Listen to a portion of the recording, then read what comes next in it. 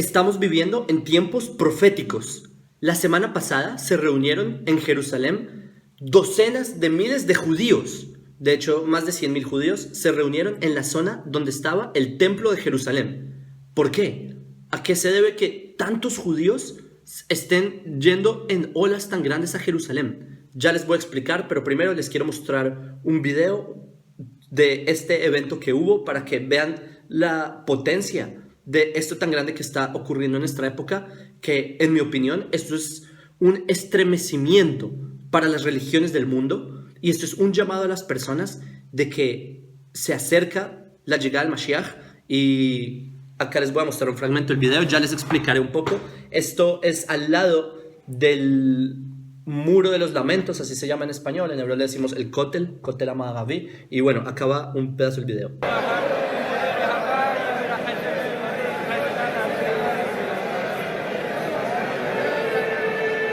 Señores, eso que ustedes están viendo es solo una esquina.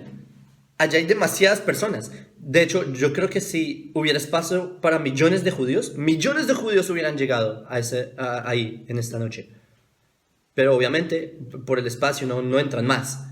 ¿Y por qué están reunidos? Ya en un momento les explico, pero primero quiero que ustedes escuchen, voy a continuar el video. En el fondo se escucha el shofar. Las personas están escuchando el sonido del shofar. El shofar es un cuerno que los judíos tocamos durante el mes de Elul, también el principio del mes de Tishrei, son meses del calendario hebreo. Escuchen la tequía y Torah.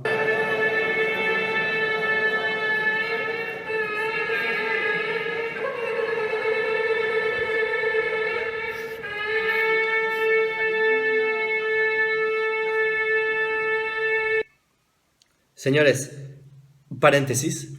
Ustedes, no sé si ustedes están viendo a las personas del video, ¿sí? Que hay judíos de todos los colores y sabores, digámoslo así. Hay judíos que parecen un poco más laico. De hecho, en la esquina se ve alguien con una, ¿cómo se dice? Una gorra de estas, así, más moderno. Ven ustedes judíos tipo con una kippah como la mía, ¿sí? Un gorro así como el mío, que es, yo soy judío ortodoxo, ¿sí? En la ortodoxia judía hay como 4 escuelas de pensamiento, algo así, y de hecho 3 y media, digamos. No es como en las religiones que hay docenas de miles de denominaciones. En el judaísmo no es así. De hecho, somos bastante sólidos desde hace milenios. Y ustedes pueden ver también, por ejemplo, personas más ortodoxas o como dicen, ultra ortodoxas con sombrero litaí. Hay otro con sombrero hasídico, hay otro que es una hasid que es como un sombrero más cilíndrico. Hay personas con peyot son patillas, etc. ¿A qué voy con todo esto? Señores, esto que ustedes están viendo no es que una secta vinieron al muro de los lamentos. Señores, estamos hablando de algo colectivo. Son judíos de todas las ramas, aunque no hay muchas ramas en el judaísmo, pero de todos los tipos viniendo a Jerusalén por este evento, por esta noche tan importante, ¿sí? O esta serie de noches, ya les explico. Y esto significa que esto es algo de una escala mucho mayor. Como les dije, si hubiera espacio para millones de judíos hubieran llegado. Más adelante ustedes también van a ver, hay judíos incluso de todos los colores también, hay judíos incluso de descendientes de Etiopía, etc. Ustedes van a ver más adelante, pero voy a continuar un poco el video para mostrarles otro fragmento. Ustedes pueden ver al fondo la bandera del Estado de Israel, el país nuestro.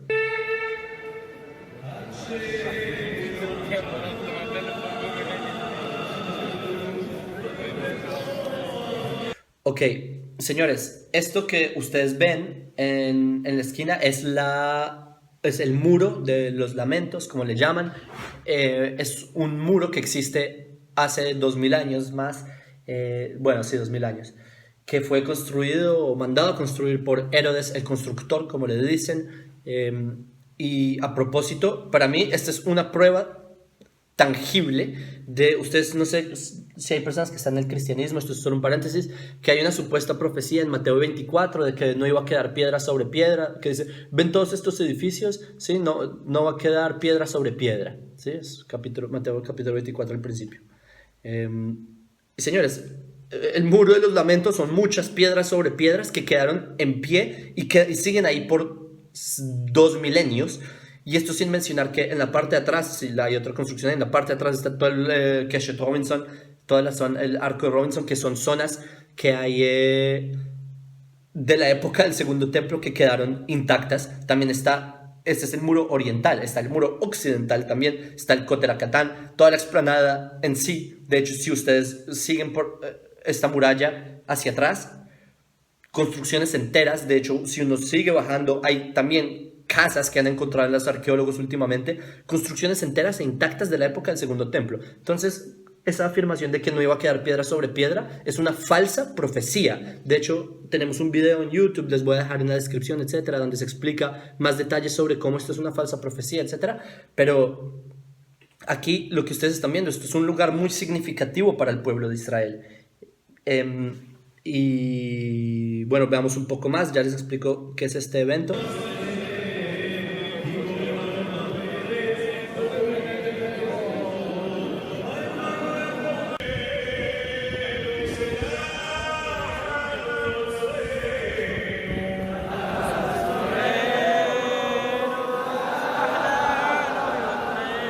Imagínense la potencia de estar ahí, ¿sí? Que el Hazán, o sea, el que dirige el rezo, dice la plegaria y todos repiten, imagínense, miles de personas al unísono.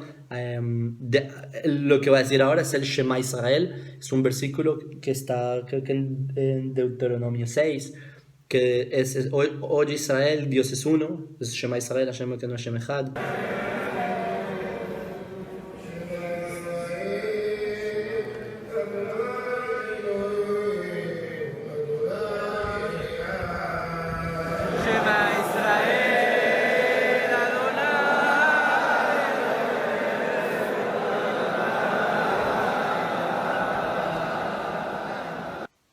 Impresionante.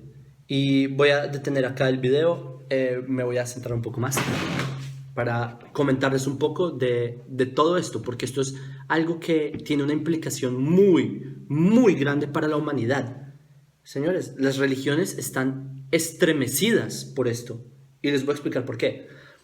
Esto que ustedes están viendo se llama las noches de Selichot, es un periodo de un mes, casi un poco más, antes del día de Yom Kippur. Es un día sagrado para el pueblo judío en donde nosotros debemos mejorar como personas, hacer teshuvah, sí, mejorar nuestra conducta, y como que hacemos introspección de nuestra conducta a lo largo del año, porque el año nuevo hebreo fue hace muy poco, ¿sí? Hace un par de días, y debemos reflexionar de cómo ser mejores el siguiente año, y por eso es que hacemos plegarias esta noche para, digamos, pedir perdón de Dios por nuestra mala conducta y mejorar para que no volvamos a recaer en las malas conductas, ¿ok? Hasta acá. Pero más allá de lo que es esto, señores, esto es algo que no tenía precedentes durante siglos. Los judíos estuvimos dispersos por el mundo durante milenios, durante 2000 años. Desde la destrucción de Jerusalén en el año 70, se nos expulsó de Jerusalén. Y pues los judíos no teníamos esta potencia de estar acá así reunidos en la tierra de Israel, donde yo estoy, ¿sí? A propósito.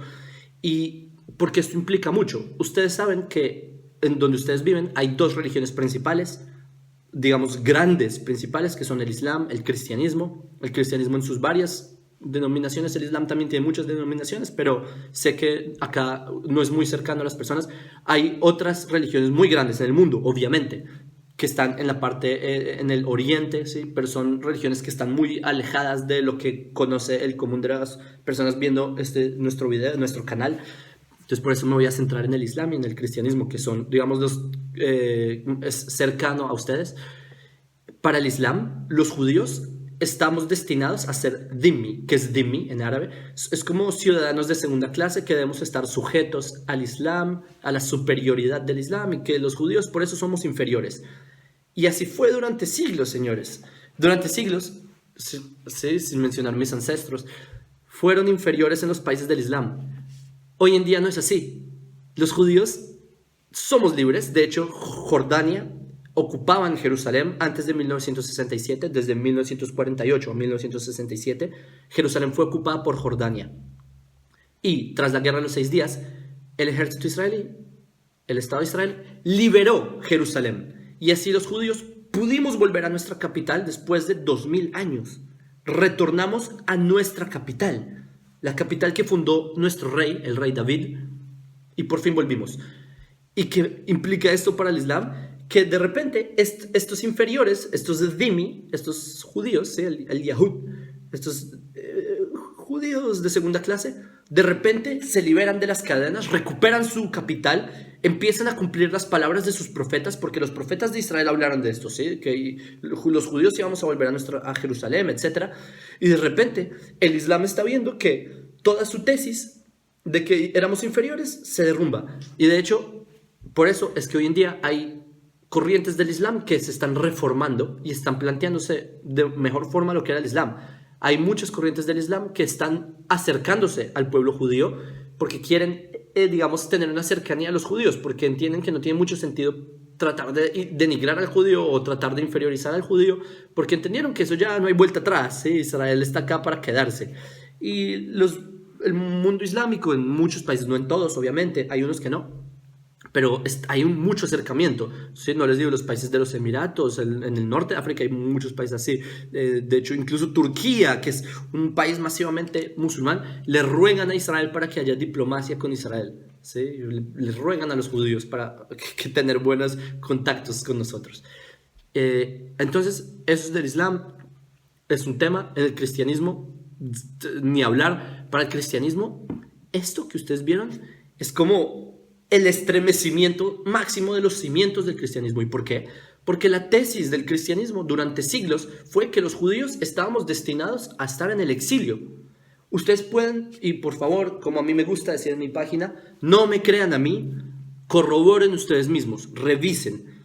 El argumento del cristianismo sobre el judaísmo durante toda su historia fue que los judíos, porque Dios nos abandonó, porque los judíos no están en su tierra, no están en Jerusalén y están dispersos por el mundo y no están reunidos en su tierra.